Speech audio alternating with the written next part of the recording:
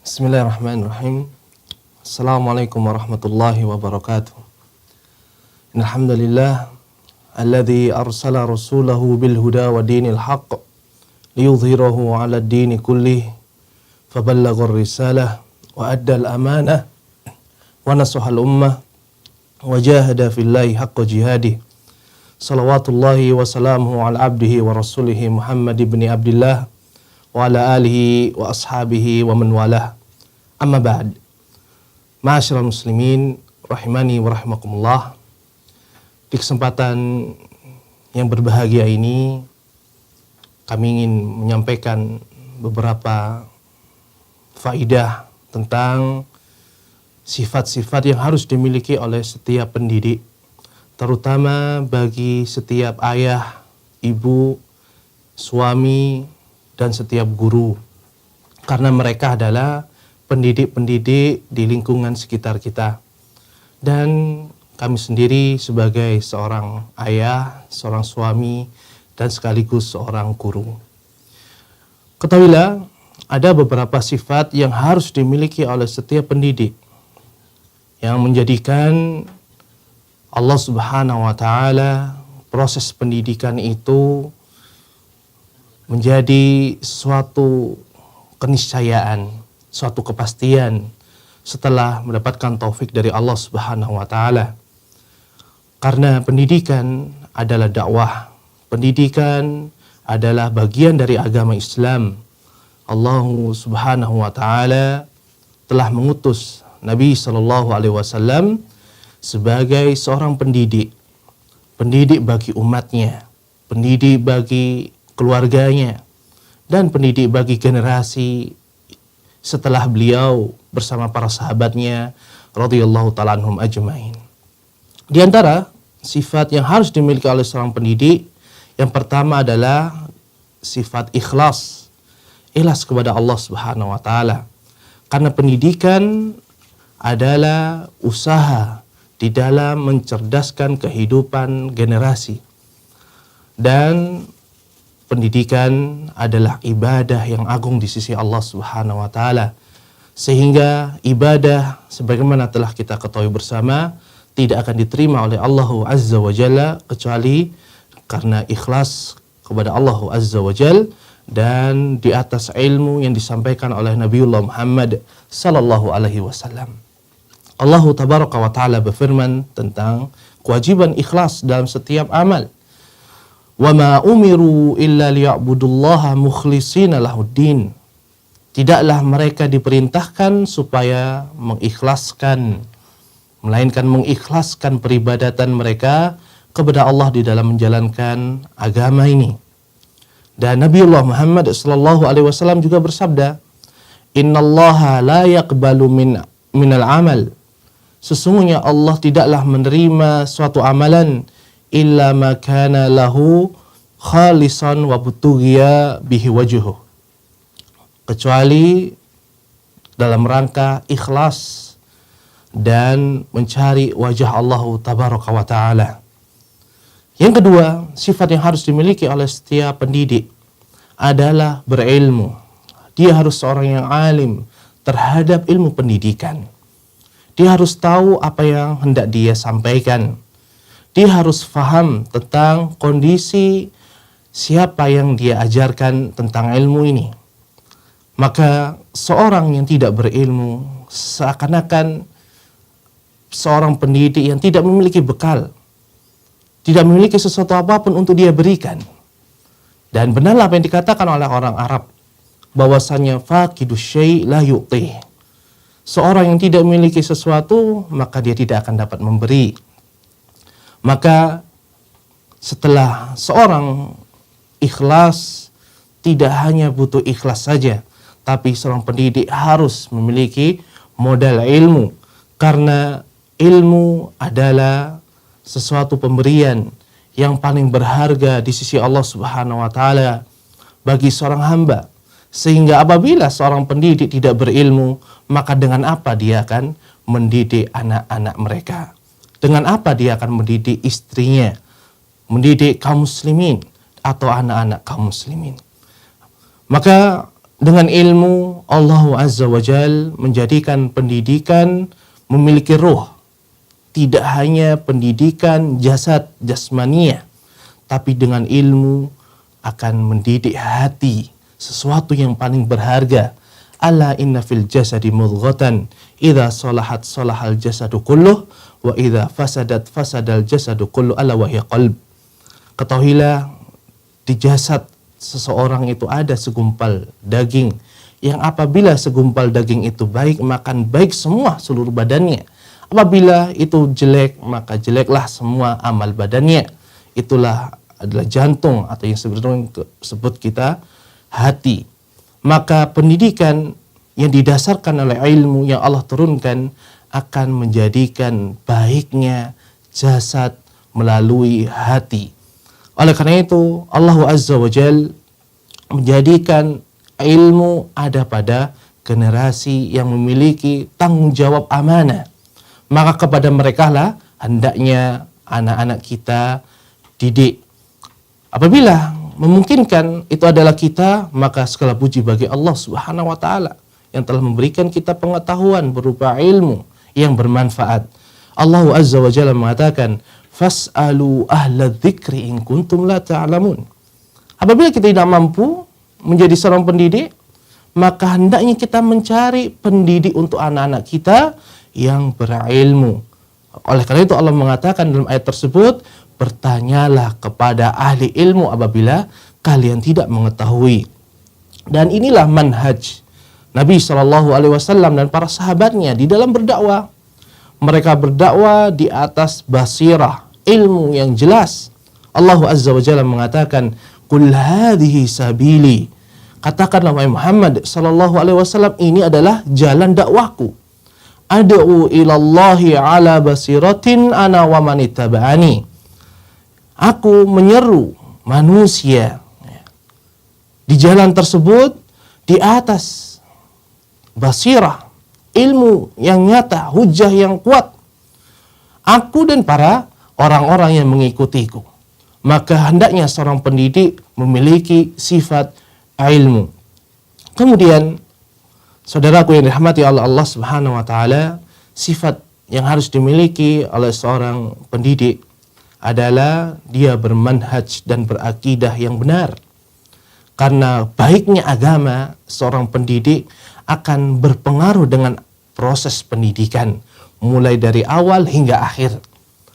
Tatkala seorang hamba mendidik dalam keadaan dia bertauhid, mentauhidkan Allah Subhanahu wa taala, maka akan menangkap bahwasanya seorang pendidik, ayah ini, ibu ini, seorang guru atau seorang ustadz, maka dia akan merasakan inilah teladan di dalam mentauhidkan Allah Subhanahu wa taala.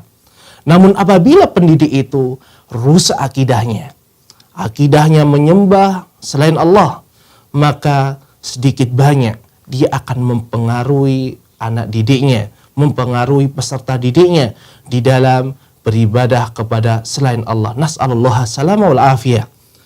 Oleh karena itu, Nabi SAW mengatakan, yahmilu hadzal ilma min kulli khalafin uduluhu. Bahwasanya ilmu agama ini senantiasa akan dibawa oleh orang-orang yang adil, orang-orang yang memiliki kredibilitas dalam beragama di setiap generasinya. Kata Nabi SAW, yanfuna anhu tahrifal ghalin. Yang tugas pendidik tersebut yaitu mereka memberantas penyimpangan yang dilakukan oleh orang yang melampaui batas. Wantihalil mubtilin wa ta'wilal jahilin.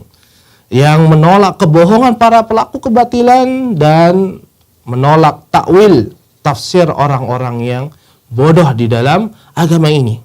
Maka agama Islam ini senantiasa akan ada orang-orang yang di atas ilmu manhaj yang benar. Begitu pula akan senantiasa ada orang-orang yang bermanhaj menyimpang, sehingga perseteruan antara al-haq dan batil akan senantiasa ada. Oleh karena itu bagi seorang muslim memilihkan pendidik yang benar harus dimulai dari awal kali dia memilih pasangan hidupnya. tatkala seorang memilih seorang wanita misalnya, maka hendaknya dia memilih wanita yang baik agamanya. Bukankah Nabi Shallallahu Alaihi Wasallam telah mengatakan, tunkahul mar'atu li arba'in, dinikahinya wanita itu karena 4 hal. Yang pertama, limaliha, karena hartanya, li hasabiha, karena nasabnya. Kemudian yang ketiga, li jamaliha, karena paras cantiknya. Dan yang keempat, li diniha, dan agamanya. Fadfar bidzatid din taribat yadak. Maka Nabi SAW mengatakan, pilihlah yang baik agamanya, niscaya engkau akan beruntung. Lihatlah, Nabi SAW telah berpesan supaya dari awal seorang suami atau seorang laki-laki memilih istri dari kalangan wanita-wanita yang baik agamanya. Untuk apa? Karena seorang istri yang baik agamanya akan menjadi ibu bagi putra-putrinya. Begitu pula dengan wanita. Hendaknya memilih seorang suami atau keluarganya, memilihkan untuk putrinya atau wanita yang di bawah perwaliannya kepada laki-laki yang baik agamanya. Nabi SAW telah berpesan, "Idza ja'akum man tardawna dinahu wa khuluquhu." Apabila datang kepada kalian orang yang kalian ridhoi agama dan akhlaknya, fazawwijuh, maka nikahkanlah dia dengan putri-putri. Wa illam taf'alu, apabila kalian tidak melakukannya, takun fitnatun fil ardi wa fasadun arid, maka akan terjadi fitnah yang menyebar luas. Yaitu apa? Bahwasanya agama bukan lagi sebagai ukuran baiknya seorang menikah. Ma'asyiral muslimin rahimani wa rahimakumullah. Kemudian sifat yang keempat, hendaknya seorang pendidik memiliki akhlak yang mulia. Karena agama ini adalah agama akhlak, mulai dari awal hingga akhir. Bahkan semua agama ini, dalam agama Islam ini adalah akhlak. Mulai dari akhlak kepada Allah, akhlak kepada orang tua, akhlak kepada suami, kepada istri, kepada anak, dan kepada kaum muslimin. Maka pendidik yang memiliki akhlak akan terhias di tutur katanya, sikapnya, bahkan diamnya. Bahwasanya pendidikan bisa diperoleh dari melihat mereka. Tidak harus mendengarkan ucapan mereka atau pengajaran mereka. Lihatlah Nabi SAW. Allah Azza wa Jalla mensifati beliau dengan wa innaka la'ala khuluqin azim. Sesungguhnya engkau wahai Muhammad sallallahu alaihi wasallam benar-benar di atas budi pekerti yang baik, yang agung. Dan Ummul Mukminin Aisyah radhiyallahu anha pernah didatangi oleh kaum muslimin. Mereka hendak bertanya karena mereka tidak bertemu dengan Nabi sallallahu alaihi wasallam. Bagaimana akhlaknya Nabi sallallahu alaihi wasallam? Maka Ummul Mukminin Aisyah mengatakan, kana khuluquhul Quran. Adalah akhlaknya Nabi sallallahu alaihi wasallam semisal Al-Qur'an, begitu sempurna dari awal hingga akhir. Tidak ada celah, cacat sedikit pun. Maka hendaknya seorang pendidik memiliki akhlak yang mulia. Dia usahakan sebaik mungkin. Semakin baik akhlak seseorang, maka semakin baik pula hasil pendidikan yang dia lakukan. Ma'asyiral muslimin rahimani wa rahimakumullah. Kemudian yang kelima, sifat pendidik yang harus dimiliki adalah takwa kepada Allah. Pendidikan, ketahuilah, adalah perkara usaha atau ibadah yang membutuhkan usaha yang besar, membutuhkan modal yang tidak sedikit, waktu yang banyak, tenaga yang tidak mungkin kita bisa hitung. Karena kita mendidik sejatinya adalah kita berdakwah di jalan Allah Subhanahu wa taala. Maka orang yang bertakwa, niscaya Allah akan membantu dia di dalam menjalankan ibadah tersebut. Perhatikanlah firman Allah Azza wa Jal dalam surat At-Talaq. Allah menyebutkan tentang faidah ketakwaan kepada Allah. Wa may yattaqillaha yaj'al lahu makhraja. Barang siapa yang bertakwa kepada Allah, niscaya Allah akan berikan kepada dia jalan keluar. Mungkin seorang guru, seorang suami, seorang ayah telah melakukan ini dan itu, melakukan usaha sebaik mungkin, mengerahkan tenaga, waktu, harta yang sangat banyak. Namun tatkala dia tidak bertakwa kepada Allah, Allah tidak akan memberikan jalan keluar dia di dalam permasalahan terhadap pendidikan putra-putrinya, istrinya, atau kaum muslimin. Namun tatkala dia bertakwa kepada Allah, janji Allah pasti tidak akan diingkarinya. Innallaha la yukhliful mi'ad. Sesungguhnya Allah tidaklah pernah menyelisihi janjinya. Dan Allah mengatakan wa yarzuqhu min haitsu la yahtasib. Dan niscaya Allah akan berikan rezeki kepadanya dari arah yang dia tidak sangka-sangka. Kemudian Allah mengatakan wa may yattaqillaha yaj'al lahu min amrihi yusra. Dan barang siapa yang bertakwa kepada Allah, Allah akan memudahkan baginya perkara-perkara yang dia lakukan. Maka orang yang bertakwa kepada Allah, maka pendidikan yang dia lakukan akan Allah mudahkan. Dzalika amrullahi anzalahu ilaikum wa may yattaqillaha yukaffir anhu sayyi'atihi wa yu'dhim lahu ajra. Dan Allah mengatakan, dan barang siapa yang bertakwa kepada Allah, maka Allah akan hapuskan dosa-dosanya dan Allah akan besarkan pahalanya. Mungkin terkadang seorang pendidik tidaklah Allah takdirkan usahanya membuahkan hasil. Namun orang yang bertakwa kepada Allah akan yakin bahwasanya hasil itu adalah di tangan Allah Azza wa Jal. Namun dia tidak akan kecewa bahwasanya usahanya yang dilakukan tidak akan pernah disia-siakan oleh Allah Subhanahu wa taala. Minimalnya dia akan mendapatkan janji Allah berupa ampunan dosa dan besarnya pahala di sisi Allah Tabaraka wa taala.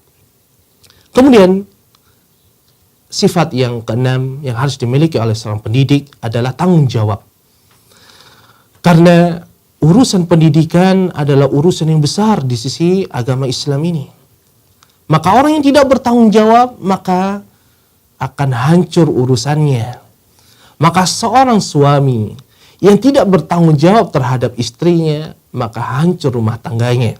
Seorang ayah yang tidak bertanggung jawab terhadap pendidikan putra-putrinya, maka akan hancur keluarganya. Seorang guru apabila tidak bertanggung jawab, niscaya Allah akan porak-porandakan pendidikan yang dia usahakannya. Oleh karena itu, Nabi Shallallahu Alaihi Wasallam pernah ditanya oleh seorang badui yang datang kepada beliau, mata sa'ah, kapan hari kiamat itu terjadi ya Rasulullah? Maka beliau mengatakan, idza wussidal amru ila ghairi ahlihi fantadhiris sa'ah.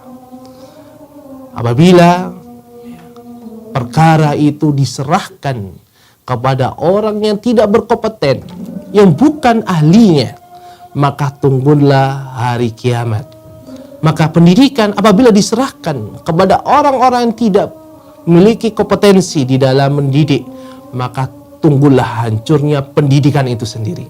Oleh karena itu, ma'asyiral muslimin rahimani wa rahimakumullah, sifat amanah harus dimiliki oleh setiap pendidik, oleh setiap ayah, ibu, suami, dan setiap guru.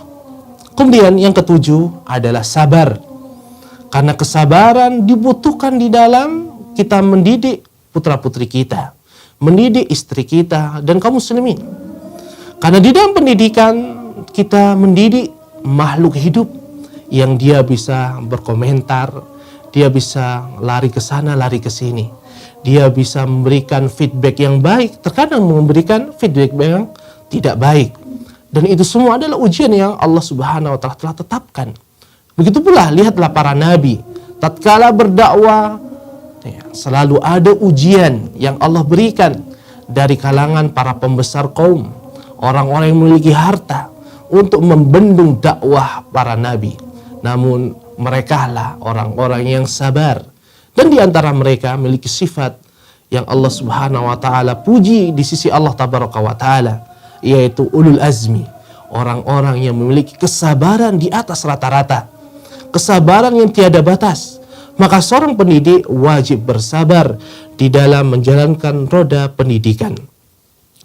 Nabi SAW mengatakan, Inna idhamal jazai ma'a idhamil bala. Sesungguhnya besarnya balasan sebanding dengan besarnya ujian. Seorang pendidik terkadang berbeda antara pendidik satu dengan pendidik yang lainnya. Ada yang begitu mudah dia menjalankan roda pendidikan, dan ada yang sangat berat menjalankan roda pendidikan. Maka keadilan Allah Subhanahu wa taala tetap berikan.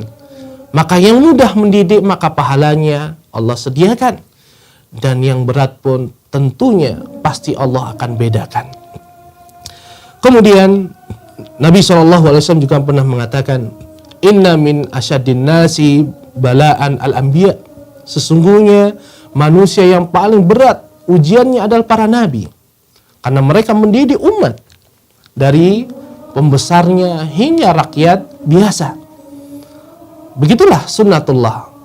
Kemudian summal ladzina yalunahum, summal ladzina yalunahum. Kemudian orang-orang di bawah para nabi. Begitulah seterusnya. Maka semakin seorang menghadapi banyak ujian, yakinlah bahwasanya itu adalah kebaikan yang Allah telah berikan kepadanya.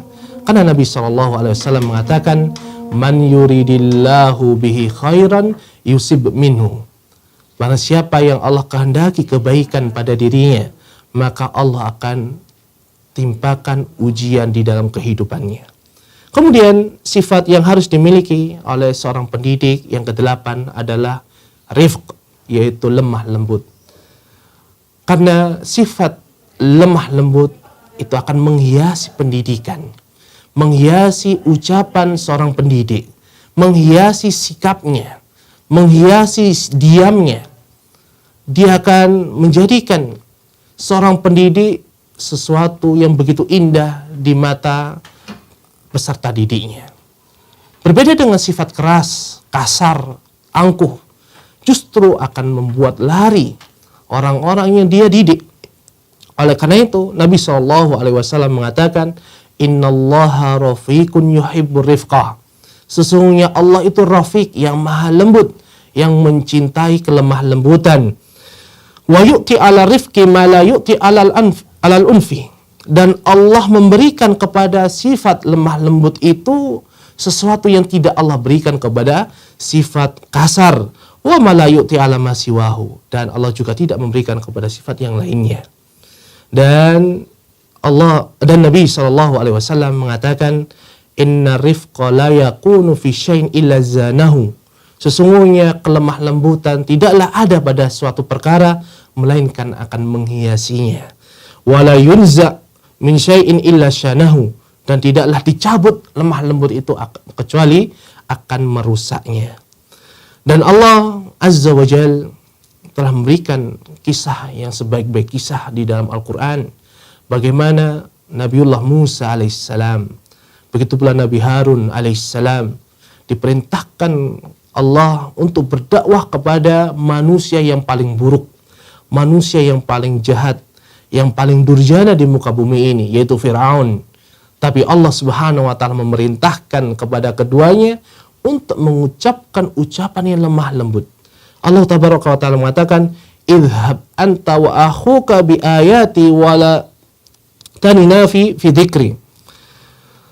Allah berkata kepada Nabiullah Musa, pergilah kamu berserta saudaramu yaitu Harun dengan membawa ayat-ayat kami, dan janganlah kalian berdua lalai dari mengingatku. Idhaba ila fir'auna innahu tagha. Pergilah kalian berdua kepada Fir'aun, karena sesungguhnya dia adalah orang yang melampaui batas. Faqula lahu qawlan layyina. Dan ucapkanlah kepadanya ucapan yang lembut. Apabila anak didik kita, istri kita, atau kaum muslimin yang kita didik ada memiliki sifat yang kurang baik, namun yakinlah mereka bukanlah Fir'aun yang sangat keras, yang sangat jahat. Mereka adalah orang-orang yang butuh dengan ilmu, butuh kelemah lembutan dengan kita. Maka berlemah lembutlah. Mudah-mudahan Allah Subhanahu wa Ta'ala menolong pendidikan yang kita usahakan. Kemudian, masyaallah muslimin rahimani wa rahimakumullah, sifat yang harus dimiliki oleh seorang pendidik adalah kasih sayang, yaitu rahmah. Karena sifat kasih sayang akan menumbuhkan kecintaan kepada peserta didik, menumbuhkan kasih sayang, kecintaan kepada anak-anaknya di dalam memberikan kebaikan, supaya Allah turunkan kebaikan, hidayah kepadanya. Begitu pula kepada istrinya dan kaum muslim secara umum. Oleh karena itu, Nabi SAW telah Allah utus sebagai kasih sayang. Wa ma arsalnaka illa rahmatan lil alamin. Tidaklah kami mengutusmu kecuali sebagai rahmat bagi semesta alam. Dan Allah Azza wa Jalla telah mensifati Nabi SAW dengan kasih sayangnya. Laqad ja'akum rasulun min anfusikum. Telah datang kepada kalian seorang utusan dari diri kalian sendiri. Azizun alaihi ma'anittum. Yang dia sangat berat rasanya akibat penderitaan yang kalian rasakan. Harisun alaikum bil mu'minina raufur rahim.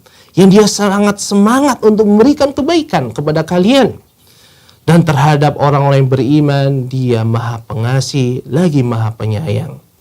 Ini adalah Allah Subhanahu wa Ta'ala mengisahkan tentang Nabi SAW. Disifatinya Nabi SAW dengan kasih sayang, lembut, dengan semangat memberikan kebaikan kepada umatnya. Maka apabila kita ingin menjadi pendidik yang sukses, maka tirulah Nabi Muhammad SAW. Kemudian sifat yang ke-10 adalah hendaknya kita bersungguh-sungguh di dalam menjalankan roda pendidikan ini. Tidak mungkin pendidikan akan menghasilkan buah yang bagus, hasil yang memuaskan setelah mendapatkan taufik dari Allah Subhanahu wa Ta'ala, kecuali dengan bersungguh-sungguh. Karena Nabi SAW telah mengatakan tentang nasihat beliau, ihris ala ma yanfa'uk, bersemangatlah di dalam perkara yang mendatangkan kebaikan kepadamu, yaitu pendidikan ini. Wasta'in billahi wala ta'jaz, dan mohonlah pertolongan kepada Allah dan janganlah melemah. Maka sifat seorang pendidik yang bersungguh-sungguh akan berbeda dengan sifat pendidik yang bermalas-malasan. Dia akan menggampangkan urusan apa yang terjadi di peserta didiknya. Kemudian sifat yang ke-11 yang harus dimiliki oleh seorang pendidik adalah sifat tawadhu, rendah hati. Karena terkadang orang yang mendidik, memiliki ilmu yang tinggi, dia terkadang merasa sombong. Dia merasa, ya hidup ini yang penting saya baik, tidak butuh orang lain. Maka pendidikan yang dilakukan oleh orang semisal ini hanya akan menimbulkan kegaduhan, sehingga peserta didik pun akan lari darinya. Sehingga apa yang terjadi di pendidikan kaum muslimin, melainkan sifat sombong, angkuh, tidak sesuai dengan apa yang diharapkan oleh setiap pendidik dari kalangan orang-orang yang beriman.